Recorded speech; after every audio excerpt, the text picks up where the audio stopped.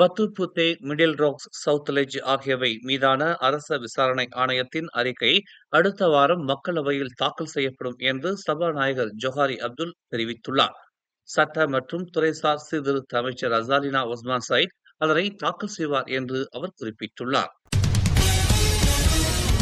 மலேசியாவுக்கு எதிராக மிகப்பெரிய தேச துரோகம் இழைக்கப்பட்டிருப்பதை பத்துபுத்தே மீதான அரச விசாரணை அறிக்கை அம்பலப்படுத்தியுள்ளது என்று பிரதமர் டதஸ்ரீ அன்வார் இப்ராஹிம் சாடியுள்ளார். கடந்த 2018ஆம் ஆண்டு மே மாதம் முதல் 2020ஆம் ஆண்டு பிப்ரவரி மாதம் வரை பதவியில் இருந்த டாக்டர் மகாதிரின் அரசாங்கம் மலேசிய மண்ணின் ஒவ்வொரு அங்குலத்தையும் பாதுகாப்பதற்கு கடுமையாக போராடி இருக்க வேண்டும் என்று அன்வார் குறிப்பிட்டார்.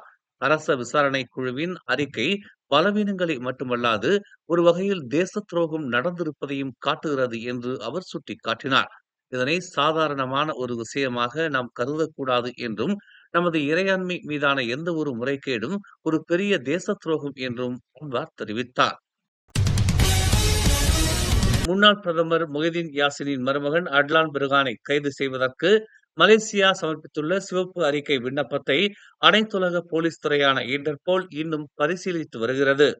இன்டர்போல் ரெட் நோட்டீஸ் அறிக்கையை விண்ணப்பம் செய்வதற்கு கடந்த ஆண்டு ஆகஸ்ட் மாதம் மலேசிய லஞ்ச ஊழல் தடுப்பு ஆணையமான MACC போலீசாரின் உதவியை நாடியது என்று உள்துறை அமைச்சர் டதஸ்ரீ சைஃபுடின் நசுத்தியோன் இஸ்மாயில் மக்களவையில் தெரிவித்தார்.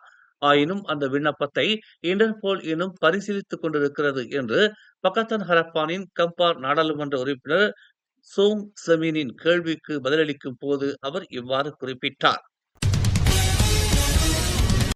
மாசிச உதவித் தலைவர் தான் தைக் செங் மற்றும் ஸ்டார் மீடியா குரூப் நிறுவனத்திற்கு எதிராக DAP தலைவர் லிம் குவான் யங் தொடுத்திருந்த வழக்கை உயர்நீதிமன்றம் ஏற்கனவே தள்ளுபடி செய்த நிலையில் தீர்ப்பை மேல்முறையீட்டு நீதிமன்றம் நேற்று மறு உறுதிப்படுத்தியது. லிம்மின் மேல்முறையீட்டு மனு ஏற்கத்தக்க வகையில் இல்லை என்று நீதிபதி CME சூன் தலைமையிலான 3 அடங்கிய நீதிபதிகள் அமர்வு நேற்று தெரிவித்தது. சீன நாட்டு சுற்றுப்பயணிகளை கவர்வதற்காக உணவுப் பொருட்களை விற்கும் ஒரு வியூக நோக்கத்தில் கிள்ளான் பண்டார் பொட்டானிக்கில் கம்யூனிச கூறுகள் கொண்ட உணவு மற்றும் குளிர்பானங்கள் பரிமாறும் உபகரணங்களை பயன்படுத்தியதற்காக போலீசார் சம்பந்தப்பட்ட உணவகத்தை சோதனையிட்டுள்ளனர். தங்களின் சொந்த ஊர்களில் நிலவும் வாழ்க்கை சூழ்நிலையை மலேசியாவிலும் அனுபவிப்பதற்கு ஏதுவாக சீன நாட்டு சுற்றுப்பயணிகளை கவரும் நோக்கத்தில் அத்தகைய வியாபார வியூகத்தை பயன்படுத்திய அந்த உணவகத்தின் பெண் உரிமையாளர் கைது செய்யப்பட்டிருப்பதாக தேசிய போலீஸ் படை தலைவர் தான்ஸ்ரீ ரசாடின் ஹுசேன் தெரிவித்துள்ளார்.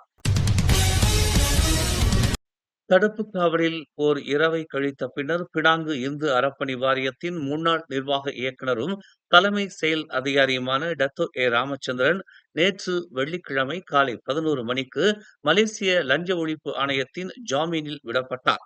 சோதனைகள் இருந்த போதிலும் தாம் உறுதியாக இருப்பதாக விடுவிக்கப்பட்ட பின்னர் FMTக்கு வழங்கிய பேட்டியில் அவர் தெரிவித்துள்ளார். மேலும் செய்திகளை தெரிந்து கொள்ள தமிழ் மலர் நாளிதழை பாருங்கள். உடனுக்குடன் செய்திகளை தெரிந்து கொள்ள தமிழ் மலர் இணையதளம், தமிழ் மலர் செயலி மற்றும் மலர் டிவி யூடியூப் சேனலை வலம் வாருங்கள். எங்களோடு இணைந்திருக்க மலர் டிவியை பதிவு செய்து கொள்ளுங்கள். உறவுகள் மகிழ்ந்திட விருப்பம் மற்றும் பகிர்வு சேவையை சொடுக்கிடுங்கள்.